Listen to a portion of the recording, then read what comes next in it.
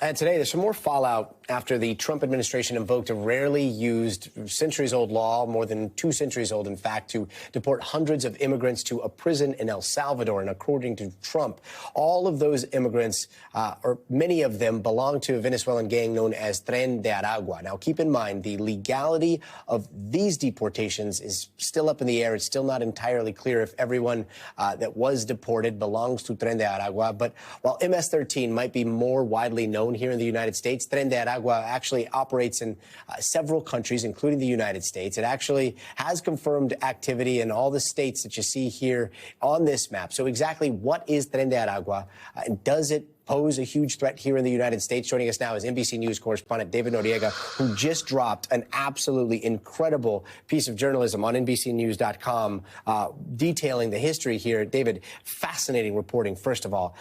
But second of all, like Americans, we think of gang members, and then we think of Bloods, Crips, and then we think of MS-13, bunch of tattoos, and then Tren De Aragua all of a sudden is this newcomer. They're very different from MS-13, right? Definitely, in a lot of ways.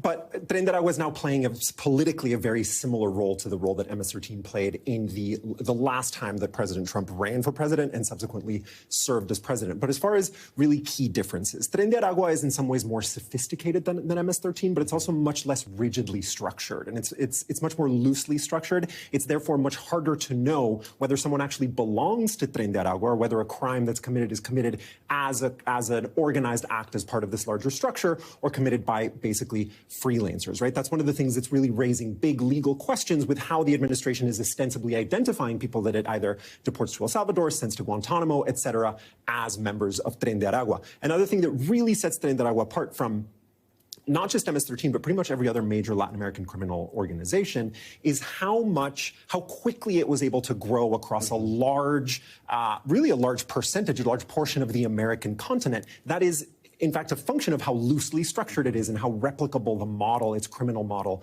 is in other places, and therefore how hard it is to kind of identify it. It's really interesting. And again, just from the outside looking in, it does seem like Tren De Aragua learned some lessons from MS-13. MS-13 was like this, they would project power through the maras and through all the tattoos and those types of things. Then they learned that the MS-13 gang members were being targeted for law enforcement with those gang tattoos. Tren De Aragua, they don't go hard on the tattoos, right? They kind of blend in. And in fact, it seems like, based on your reporting, they are very savvy. Like when all those videos are being circulated about that takeover of the apartment complex in Aurora, Colorado, like they were aware and they were threatening people with, going to authorities, right?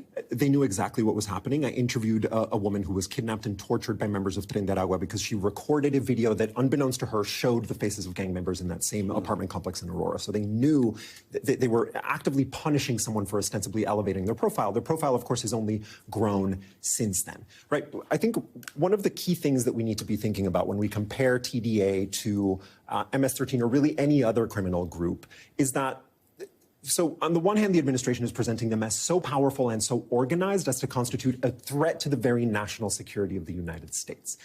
The gang is not that. That is an inaccurate characterization, but it is also very real, and it is very violent, and it definitely victimizes a lot of people with extortion schemes, sex trafficking schemes, violence, kidnapping, and robbery, as I reported on.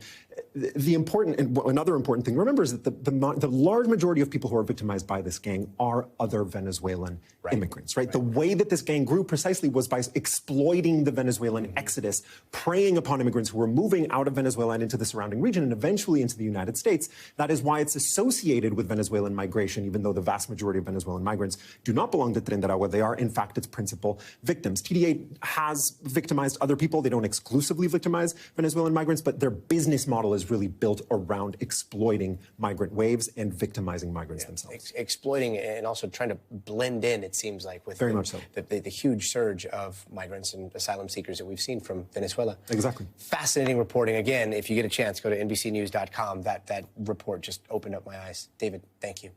Thanks for watching. Stay updated about breaking news and top stories on the NBC News app or follow us on social media.